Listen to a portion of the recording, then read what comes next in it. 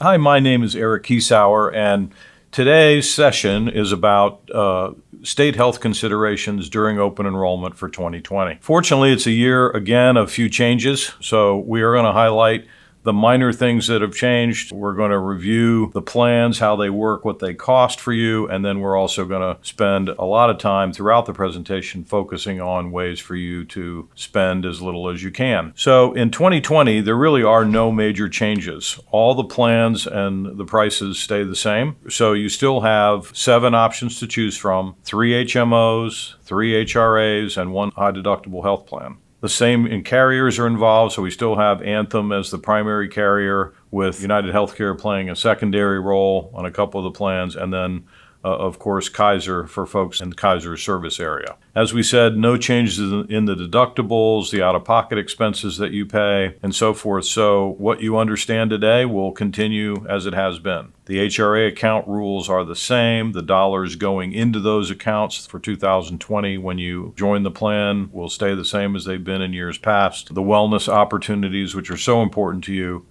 to accumulate dollars to spend on your out-of-pocket healthcare costs, all the same as they have been in the past as well. So this, to me, is all good news for you. As we said, same cost. The one thing I like to always start off with is reminding you how much your board pays to fund healthcare. It's $945 a person, and do the quick math on that, $11,300 a year to fund healthcare. Compare that number to your paycheck, your annual pay, and you know what a big deal this is and how significant a benefit this really is for you. Your rates really only represent a portion of the cost. And speaking of rates, here's the rate table for 2020. Again, it's exactly the same as it was last year, so we really don't have a single change to talk about here. Always just like to call your attention to the 3 most popular plans, which are highlighted in yellow here on the slide: the Silver and Bronze HRA plans and the Blue Cross Blue Shield HMO. Those are the most popular plans, and we will go through some examples here about how they work and so forth, and we'll use these 3 plans as our subjects, okay? So start off with the HRA Silver plan for a single employee, so employee-only coverage. Just want to give you a quick review of how the plans work, because what your decision really is this year is, do I stay in the same plan or do I change?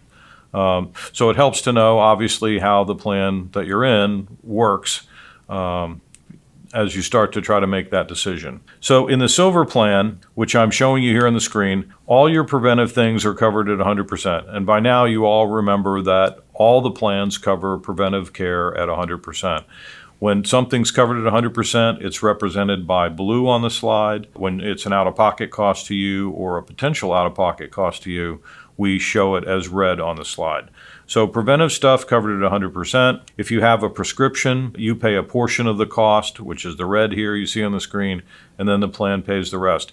Each prescription that you get, you pay a portion of the cost, and then the plan pays the rest. And you're probably aware of the terminology now. Your medications are going to be in Tier 1, Tier 2, or Tier 3, with Tier 1 being generic drugs, Tier 2 being brand name drugs on the preferred list, and Tier 3 being brand name drugs that are not on the preferred list. So you're always wanting to find medications in Tier 1 if you can, because that will always cost you the least out of your pocket.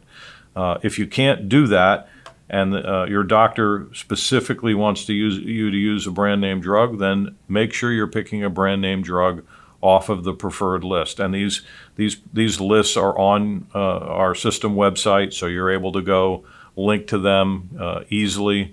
So it's not a mystery. You want to avoid Tier 3 meds. If I'm in the Silver plan, pretty much everything else that I have, all other healthcare expenses that I have, come after a deductible that I have to meet. I've got a $2,000 deductible in front of reimbursement from the plan on pretty much everything else other than preventive and prescription.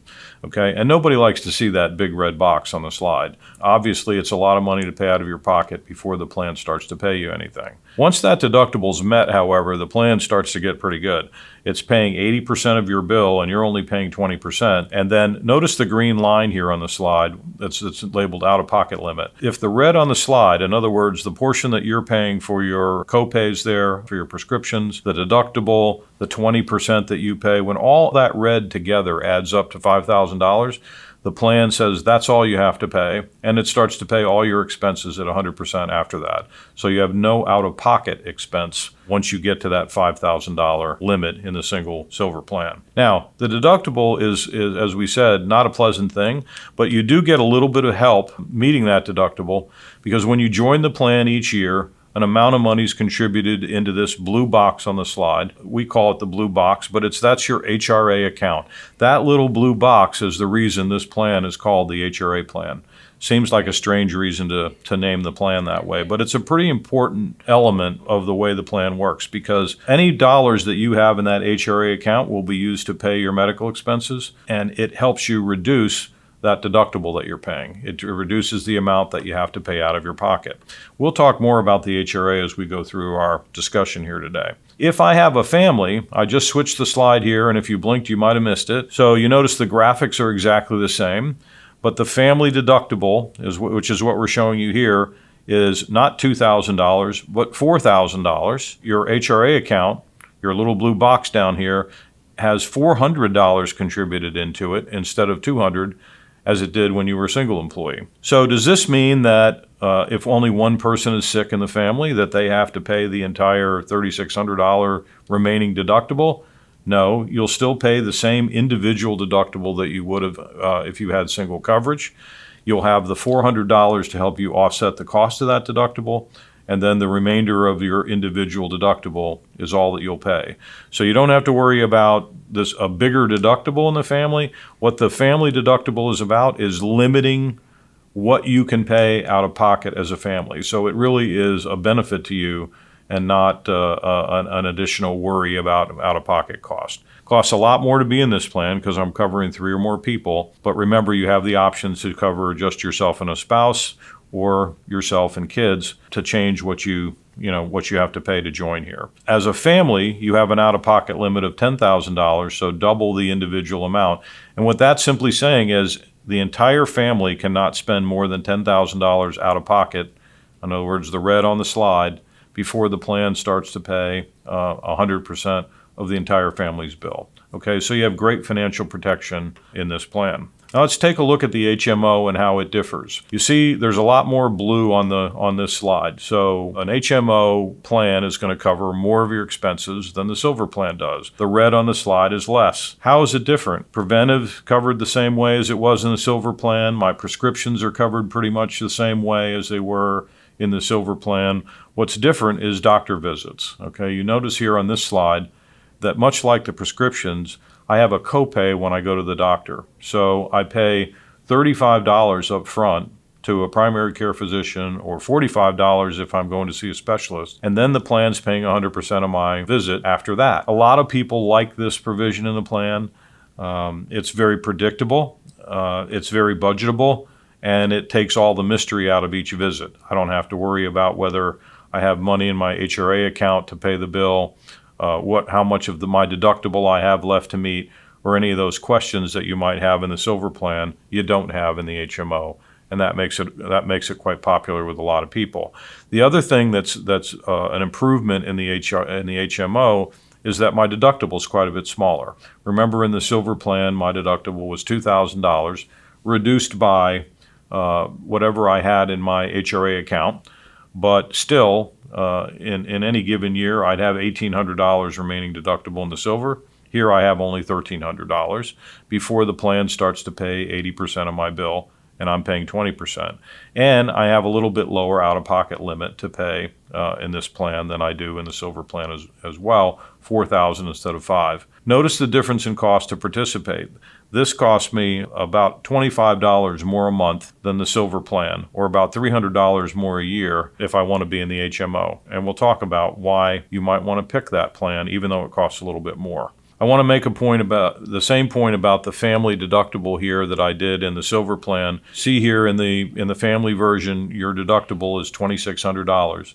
Again, any one person getting sick only has to meet the individual deductible, not the family deductible. The family deductible is there to protect your family from having to pay unending deductible out of your pocket before the plan pays 80%. Once your family in total gets to $2,600, the plan's paying most of your bills after that. And the family version of the HMO gives you a $9,000 out of pocket, which is also great financial protection for you. So now let's look at the three popular plans side by side. We talked about the silver and we talked about the HMO here in the middle and the right of the slide. On the left-hand side of the slide is another one of the three popular plans, which is the bronze HRA plan. So just take a look at across the slide at these different plans. You notice that it costs me a lot less for the year to be in the bronze plan than the silver, and certainly about half of what it cost me to be in the HMO. So a lot of people like the low cost to join of the bronze plan, and that's one of the reasons it's so popular. On the other hand, if I'm in the bronze plan, I have the highest deductible. I have the most red if I'm in the bronze plan, which means I have the most potential for out-of-pocket costs there. If I'm a very healthy person, I probably don't care much about that because I won't have to meet the deductible anyway. On the other hand, it might be worth it for me to spend more money on the HMO, even though I'm spending another $800 a year. If I'm a person who uses the plan a lot, if I'm going to have a baby, if I expect to have a surgery in the coming year, then the very prospect of a couple days in the hospital is going to probably make the HMO a better value for me than the bronze plan. One of the things I like to point out when I'm discussing these different plans with people is compare the bronze to the silver. I have to pay about $500 more a year to join that silver plan. And what do I get for that extra expense? Well, my deductible is lower by $600 in the silver plan. That's the biggest difference, the biggest value that I get for contributing that extra $500. So I hand the insurance company $500, right? And they give me the privilege of having a lower deductible by $600. It's not a great trade, okay, unless I know I'm going to have to meet the deductible. So the final thought on that is simply that if I know I'm going to have to meet that deductible, then I'm probably better off being in the silver plan. But if I don't, and I don't expect I'm going to, then I'd rather spend less money out of my pocket and be in the bronze plan. Now, part of all these plans is the wellness program, and we harp on this every year. My informal polling tells me that about 25% of people are getting their wellness credits, and that means most folks are leaving a lot of money on the table for what really is not much of an effort required to earn all these credits. Okay, it's basically a way to have state health put some extra dollars in your pocket. Your health status doesn't matter. Everyone can do it. It doesn't matter whether you've had medical expenses before, whether you're diabetic, whether you're overweight. So health status is no reason not to participate in the wellness program. You do all your incentives between certain days of the year. You see here it's between January 1st, November 30th in 2020. And it gives you the ability to earn, now state health calls them points, which can be redeemed for incentive credits. But credits, points, just think of it as money. They're basically handing you money for doing certain things to take better care of yourself. They give you the ability to earn these points and transfer them to a gift card, but you're trading $3 for one to do that. And to me, the Visa card is a bad idea and not a good deal for you. And if you want to learn more about this, and I really encourage everybody to do it, go to this Be Well SHBP website and get familiar with how to earn these credits. I'll give you a quick summary here. The first thing you want to do to earn your wellness credits is you go online and you take their so-called real age test. It's just a simple test that you're just taking for yourself. You don't get a grade and no one else sees the results. It's just a way of helping you understand what your life choices mean in terms of how long you'll live. In other words, maybe you're 35 years old, but because of the things that you do, no exercise, the tobacco use, the case of beer every couple days, those are the kinds of things that are going to shorten your life. And this real age test might say, although you're 35, you're really closer to 42. So you don't have as long left as you thought you did. That's the idea of the real age test. It's kind of a cutesy way to let you know how your behavior might be shortening your life. And you earn 120 points just for taking that test. So again, $120 that ends up in your HRA account just because you took this test. The second thing you do is you download a screening form from the website and you go to your primary care physician. So you're going to a network doctor and you're letting him or her do a biometric screening, which is nothing more than figuring out what your cholesterol, blood pressure, body mass index is. You know that number, you get that done, you earn another 120 points, another $120 going into, remember the HRA account, the little blue box on the screen? that's where the money's going. If I'm in the HMO, it's going to go to a separate account within the HMO. And then finally, knowing my numbers, they want me to work my plan. So I can do that one of two ways. I can do a phone call with a coach, which is part of the Be Well system. They call it a share care coach. I make one call a month. Each call takes about 15 minutes, and I earn $60 each time I complete one of those calls.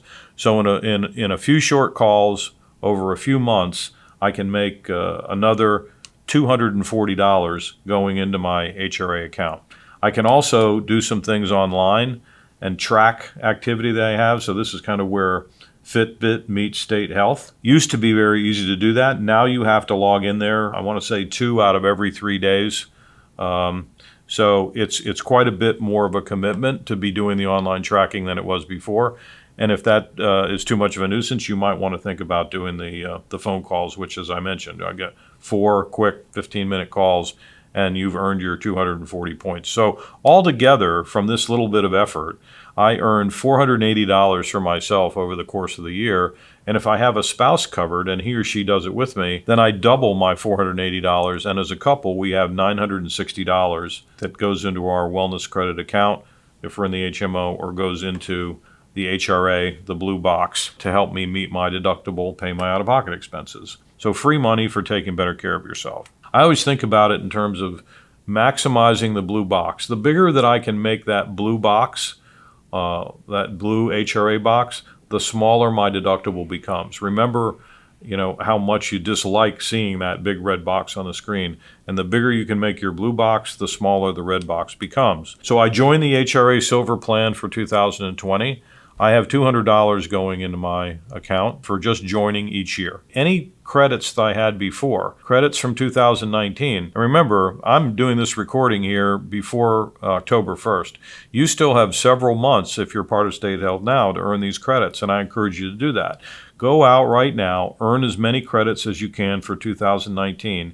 Anything you don't use will roll over into next year. So you'll have the $200 new contribution, you'll have your rollover credits, okay, and then you'll go and you'll earn these wellness credits for 2020, and that will further grow your blue box. I'm up in this example to $830.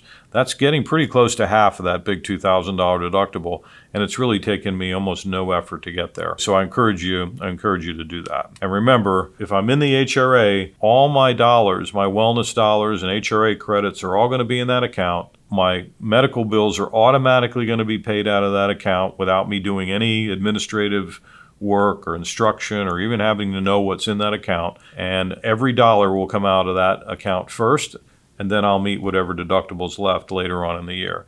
All right. If I'm in the HMO, I don't have that account, so I'll have a separate wellness account set up for me.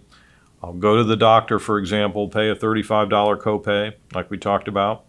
And a couple weeks later, I'll get a check in the mail for $35. It'll be coming out of that wellness credit account and reimbursing me for the out-of-pocket costs that I had for the copay when I went to the doctor. So you get the benefit no matter which plan you're in. All right, so we talked about everybody that's listening to this today is probably already covered by one of those 3 popular plans. But your considerations are, do I stay in that plan or do I go? It's always easy to say, I just want to keep what I have. But it really makes sense to take a look at your options every single year. And I want to just show you why here for a couple minutes.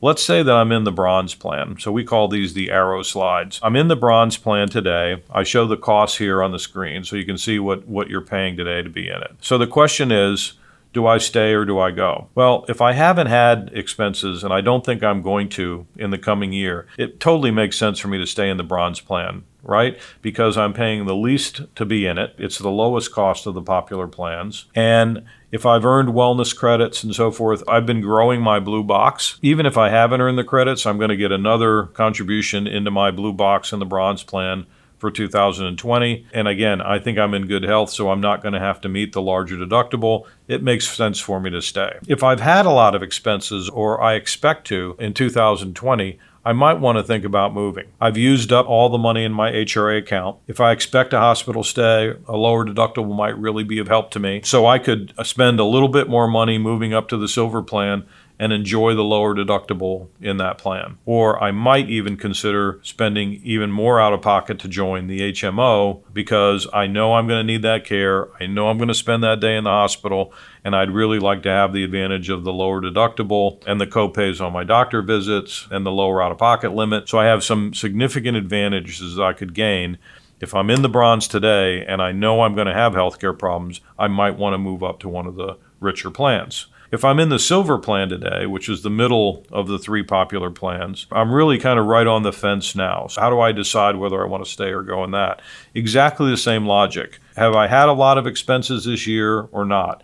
If I've been healthy and paying the extra premium in the silver plan, getting the money into my HRA account, earning the credits and so forth, they're all accumulating for me there. So I might want to take advantage of moving down and spending less out of my pocket in the bronze plan and figuring that I'm not going to have to meet that higher deductible there because I've been so healthy. On the other hand, as we said, what if I have had a lot of expenses or expect to next year? Well, then I might want to consider moving up from the silver to the HRA plan. It's not a very big jump from a cost standpoint for me to move up from silver to the HMO, and I'll have a lot less out of pocket if I'm going to use the plan being in the HMO. The only thing you have to be careful when you move to the HMO is understand you must go to network doctors. You get no benefit if you're in the HMO and don't go to network doctors.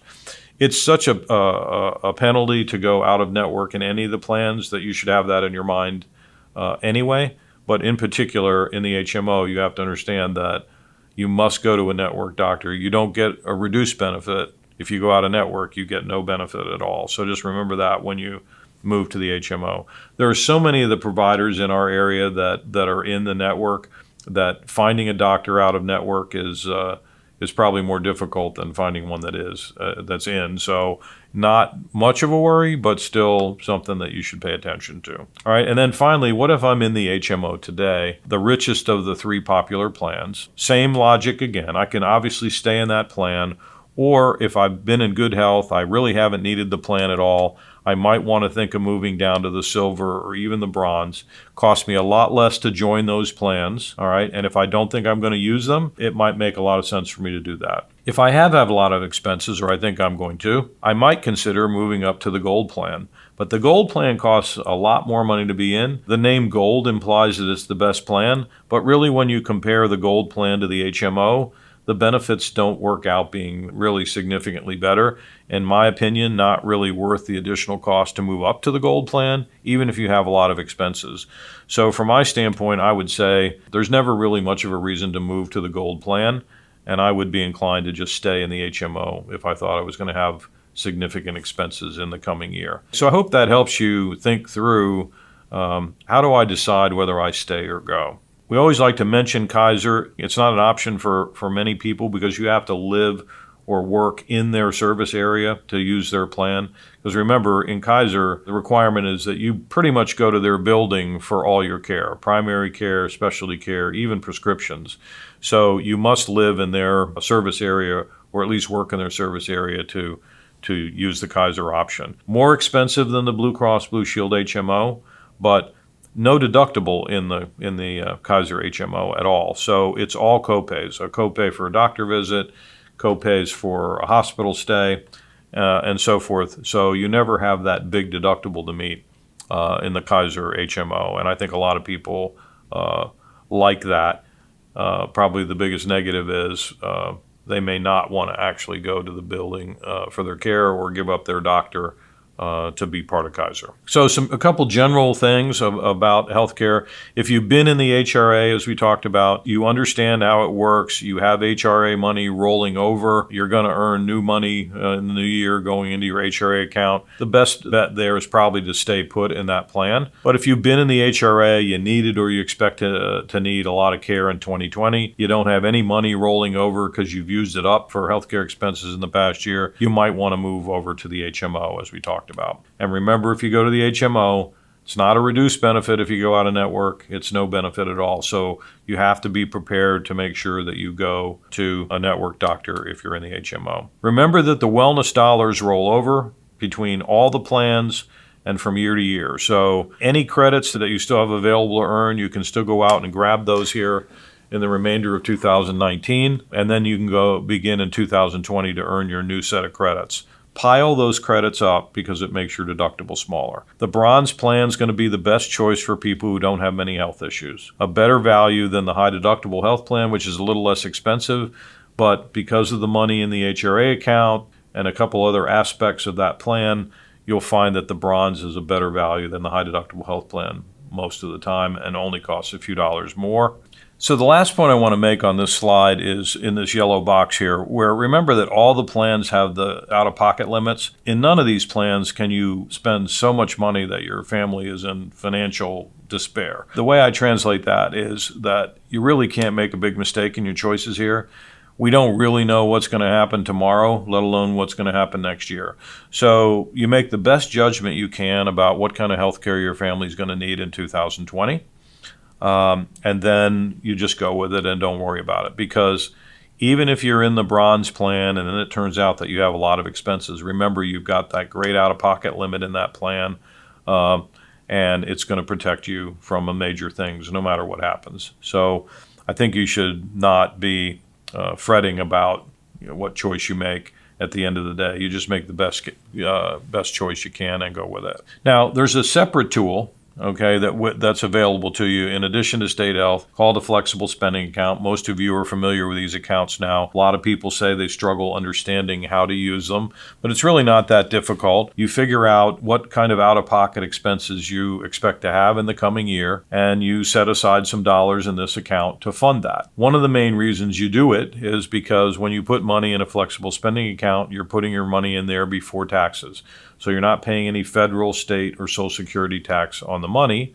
And of course, that helps you pay for out-of-pocket expenses with dollars that where you've avoided all the tax, which for most people is going to be about 30%. So it's like buying everything on sale at 30% off to be able to use a flexible spending account. You can set aside up to $2,650 in the coming year for your healthcare expense account needs, and that includes things like dental and vision in addition to medical out-of-pocket. One of the great budgeting aspects of this thing is that all the money that I commit to put in for the year is available to me on a debit card up front. So on January 1, if I decide I'm going to put $200 a month aside, $2,400 for the year, I have a debit card with $2,400 on it in January. So if I have to go in the hospital, meet that deductible, I've got the money available to do it right away. I don't want to put too much money in the flexible spending account because I'm not allowed to roll all of that money over like I am in my wellness account and my HRA account. All right, I can only roll over up to $500 that I don't use in the current year from one year to the next. So I just don't want to overcommit to that account, so I'm not losing any money at the end of the year. All right, so just be a little bit careful about what you put in and make sure you spend it all before the year's up. There's a second kind of flexible spending account called a dependent care account. This enables you to pay for daycare expenses for a child if you need to do that to enable you to work. You could also pay for expenses for an older parent out using your dependent care flexible spending account. Now, one thing that's different about the dependent care account than the healthcare account is that this money is only available as you put it in. So in other words, your annual commitment into the account isn't available to you up front. So as your money comes out of your check, it will go immediately to the plan administrator, and then you'll be able to pay your daycare provider currently out of that account, all right? But you don't have the money all up front in there like you do in the healthcare spending account. So the key thing to take away on this slide is remember to plan carefully. If you don't spend all the money you put in these accounts, then by the end of the year, then you forfeit the money, and you don't want to do that. You can only roll over $500, remember, in the medical flex spending. You can't roll over any of the dependent care dollars, so be careful about that. And always keep your receipts. Although the debit card is handy, the administrator occasionally is going to ask you for receipts. Where you're most often be asked for receipts is on things involving dental out-of-pocket or vision out-of-pocket will be the kinds of things where they'll ask you for receipts. So remember to keep those. People don't like this element of these plans, but the administrator has to do it to please IRS because only certain expenses are allowable in the FSA, and the receipts help validate that. Okay, so keep them. You have an easy way to submit them. You download the app onto your phone.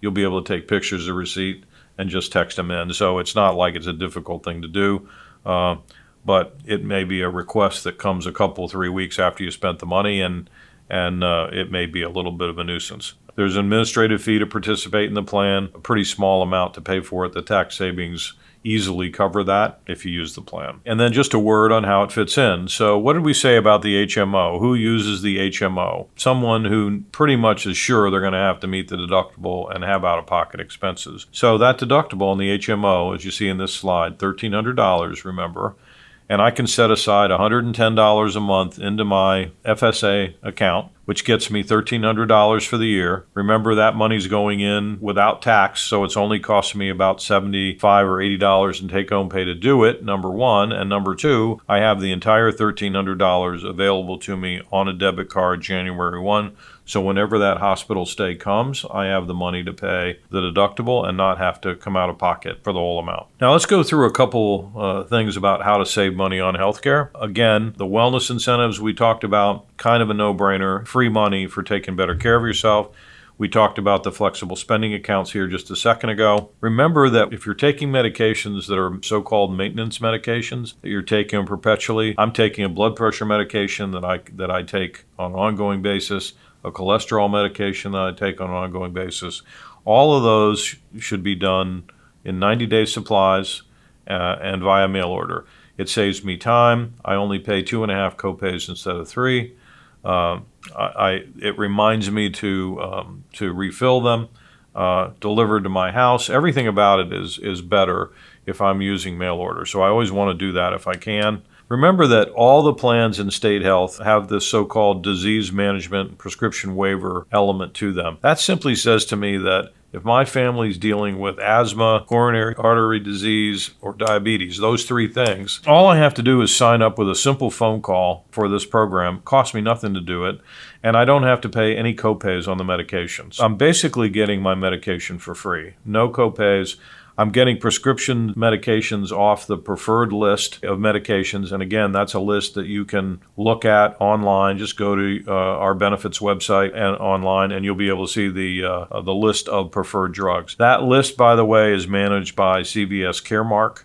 Okay, yes, same parent company for CVS, the drugstore. Doesn't mean you have to go to CVS to get your medications. You can still go wherever you want to do that. But Caremark is the company that's managing the list.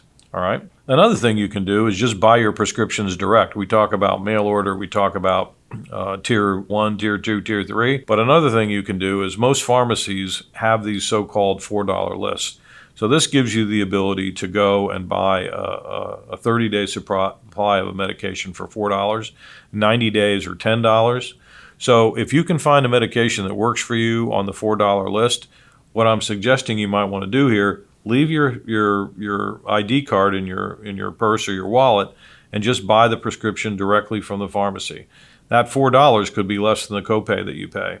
If you do this sort of thing, you've got to do a little bit of homework to see whether it'll work for you. But if you're somebody that's willing to do just a little bit of research, you might be able to find that you can buy some or all your medications off the $4 list. It may be less expensive than actually using your insurance.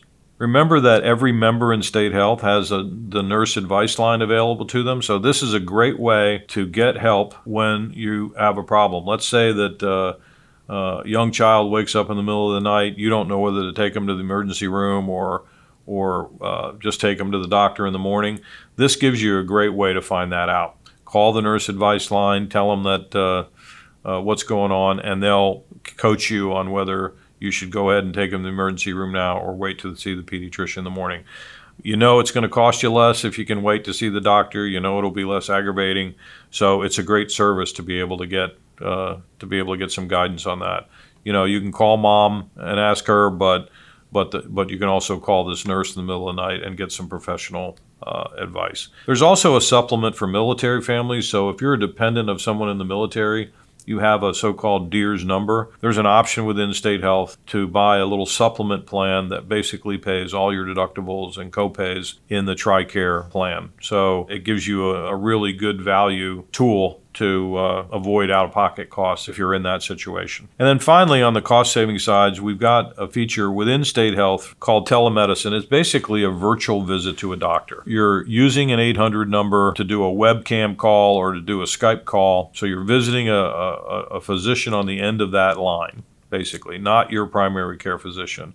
And why do you do this? You do it because for minor things, you don't want to take the time to go to a doctor.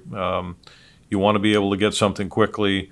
For minor stuff, and you see it here on the slide, you can call this number, have a virtual visit with the doctor, get your prescription very quickly.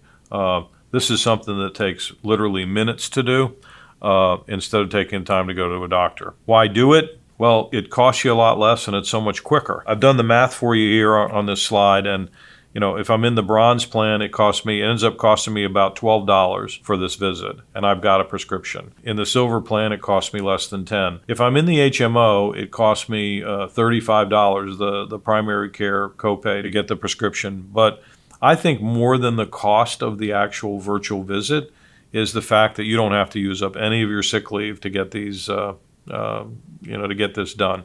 You don't even have to take a half a day off to go to the doctor. It's something you could do on the way to work. It's something you could do at lunchtime, and it only takes you a couple minutes to do it. So some final reminders on healthcare. Remember, networks are always important, and this will be true on every benefit plan that we talk about. In particular, make sure that you're going to network doctors, hospitals, emergency rooms, etc. Blue Cross and United, the two main carriers in state health, all have great networks in our area. So again, it's not difficult to find network doctors. Get yourself familiar with who's available to you. Get yourself familiar with that list. Make sure you stay in network. You can check the links on our website. You don't have to go to Google anything. You don't have to go to the Blue Cross website or any other website. Just start with our own school system website, and you'll be able to find the list of providers in your area very easily. Remember, too, if you're somebody that's coming out of part-time status or you're just starting, if you've had health insurance and you bought that on the exchange in the past, the healthcare exchange, remember, now that you're eligible for this plan, you can't do that anymore. So if you're on one of those plans, you're getting a subsidy, you need to get off those plans at this point and join one of the plans within state health, because your eligibility for this removes your eligibility for those subsidies, okay? So just something to keep in mind. If you want more information than this, remember that you've got that state health decision guide available to you. It's also available on our website, so you can go there and download that. It'll give you a side-by-side comparison of all the plans and what they do in each situation. Right in the center of that guide is where that comparison is. But when you're looking for anything else, go right to our system website and look for everything there. We've assembled everything we think you might need on that website, and it'll be a lot easier than Googling it or trying to go to a insurance company website and find what you're looking for. Remember that open enrollment this year starts on October 21st. So make sure you get to our site first and link over to the State Health website. Very easy to do in your open enrollment. You'll also be going through your other benefits decisions as well. And then remember that open enrollment ends on November 8th. I would not put November 8th in your mind. I'd put November 5th in your mind and make sure you get it done well before that last day. Because if you have a problem on the last day, our chances of getting any help are pretty remote. If you have further questions, just email them to the address on the screen here, and you'll get a very quick response anytime during open enrollment. So I hope this is helpful to you, and good luck with your open enrollment.